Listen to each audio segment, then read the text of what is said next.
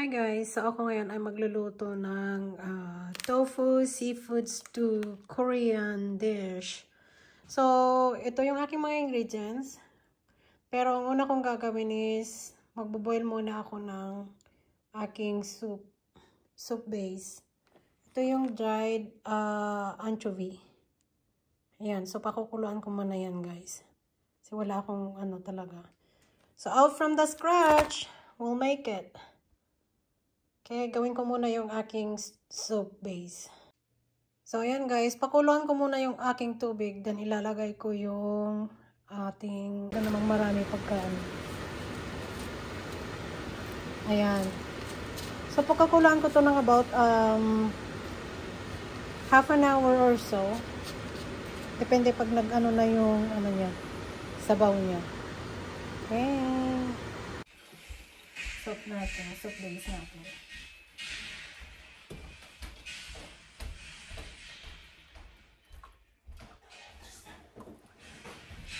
Kasi hindi ko na yan. So, tatanggalin ko lang yung medyo matigas na part ng green onions. Kasi set aside natin. Mamaya ko yan gagamitin.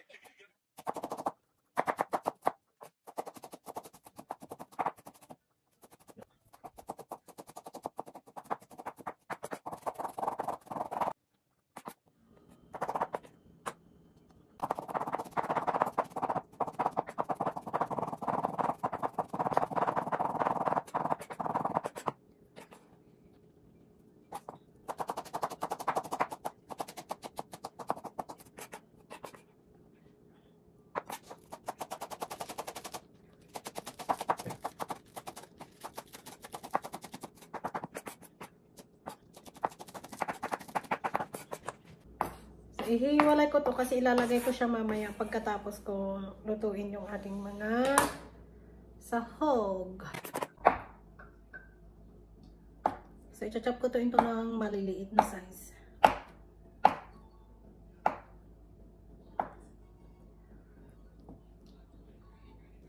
Medium firm to guys, hindi yung firm talaga. Ayan. So, kinat ko siya ng ganyang kaliliit. I-chop ko na yung ating squid tentacles. Doon kasi ito may ano siya, may tawag dito oyster, kaso lang wala akong nabiling oyster kahapon. So okay lang din naman. Mas mainam kung may oyster. Hinahanap ko yung frozen na oyster kahapon, wala sa Asian grocery store.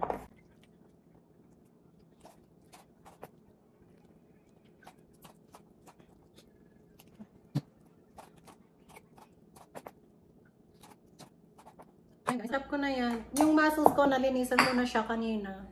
Ayan. Ito yung green mussels na galing, Thai green mussels. So ito, nahugasan ko na rin. Ang tanggalin ko lang yung intestine ng ng shrimp.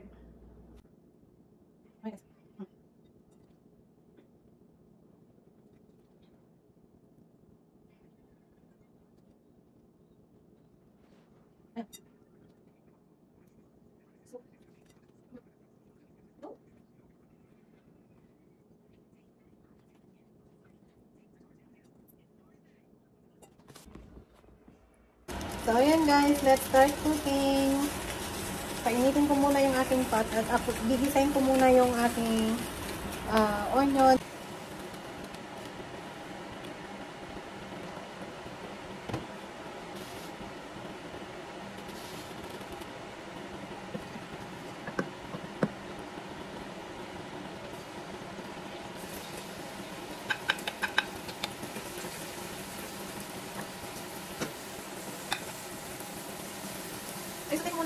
then susunod ko yung garlic.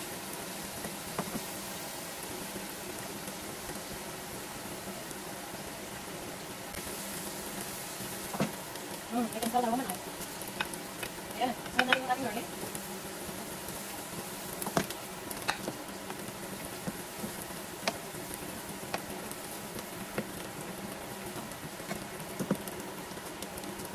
Then nilalagay ko na yung aking king oyster mushroom guys. King oyster mushroom tsaka yung chilap na onion.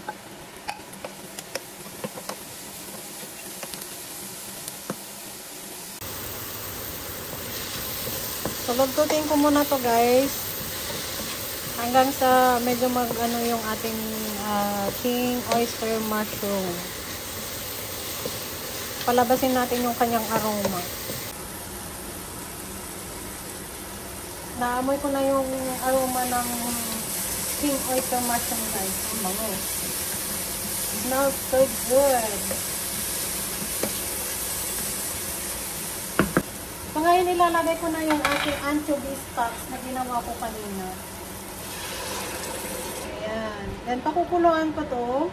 Pag kumulo na ilalagay ko na yung the rest of the ingredients. Ayan guys. Ayan, bigyan mo itong butter.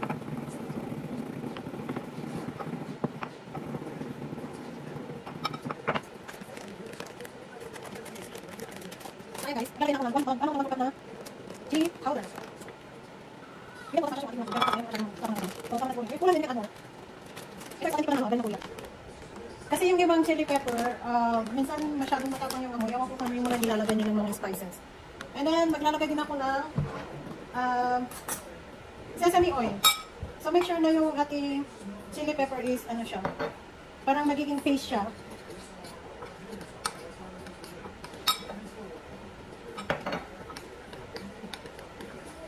Ayan guys. Parang paste na siya.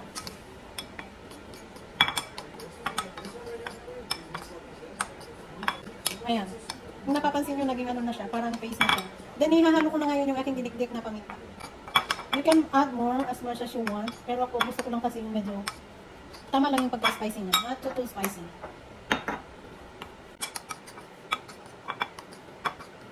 Ayan guys. Paano na siyang chili paste. Lagay ko na ngayon, dahil yung binili ko, hindi yung soft tofu talaga. Yung medium, ano siya. Medium firm. Ilalagay ko muna yung tofu. So, tingnan nyo yung aking stocks. So, ilalagay ko na yung tofu.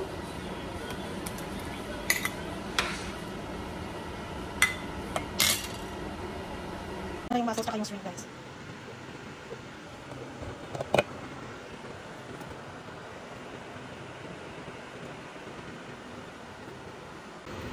So, ayan guys, kumukulo na yung ating sabaw. Ilalagay ko na ngayon yung aking maso.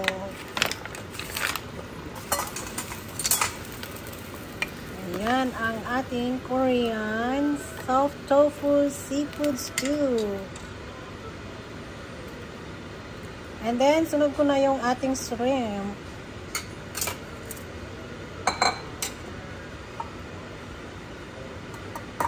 Lalagay ko na yung ating shrimp. Ayan.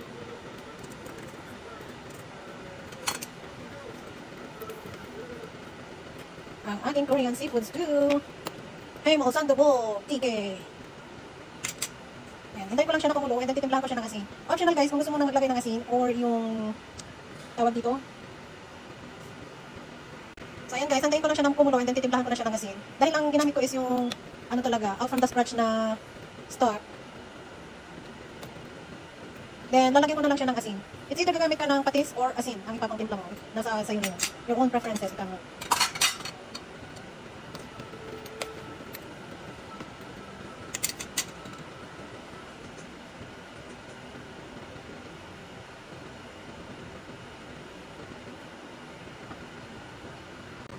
Yan, so lalagyan ko na siya ng asin. Almost done guys.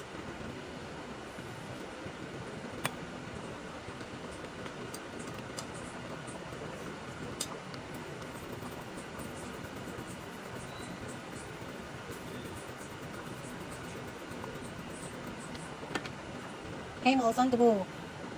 Jjigae. I hope I said it right. Masiso. So, ayan guys. Ilalagay ko na rin yung ating tentacles. Squid. Kasi madali lang yan maluto. So, kailangan tama lang yung pagkaluto mo. Otherwise, titigas siya.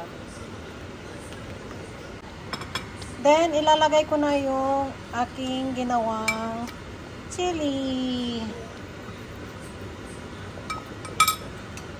Konti-konti lang muna. Titikman ko kung tama yung anghang niya. Kasi kung masyadong maanghang, hindi rin makain.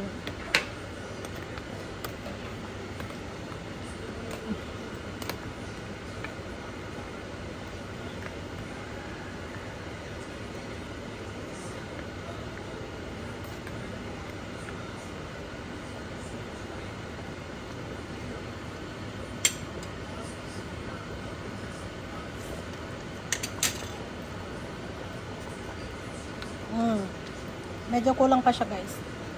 I think I can put all of it. Total naman, kami ay mahilig sa spicy. Ayan. Pwede nang kumain guys. Luto na ang aking Camel Sandubu Jjigae. Okay, ganyan na muna. And then ilalagay ko na yung aking green onions. The end. What does it say? The end.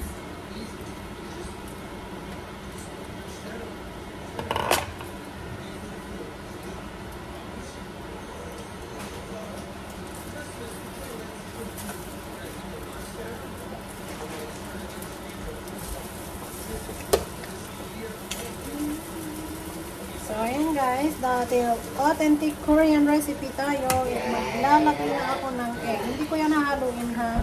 I-drop ko lang yan. I-drop ko lang siya. Lagyan ko siya ng tatlo kasi tatlo naman kami nakakain. Then, yan. Lagyan ko siya ng tatlong egg.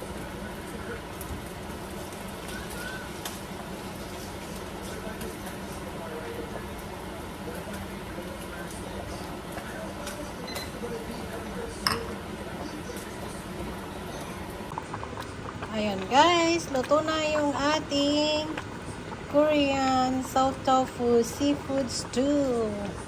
Ayan. Kainan na.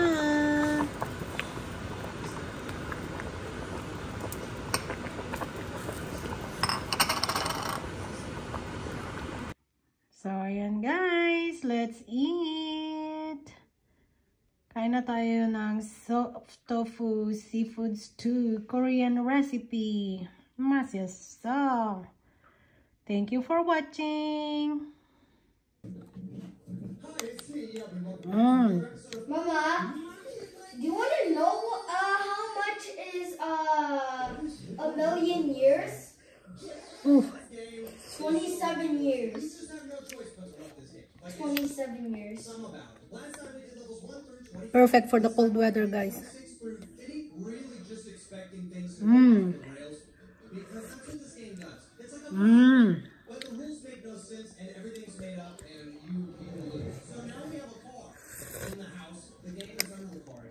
Mashes.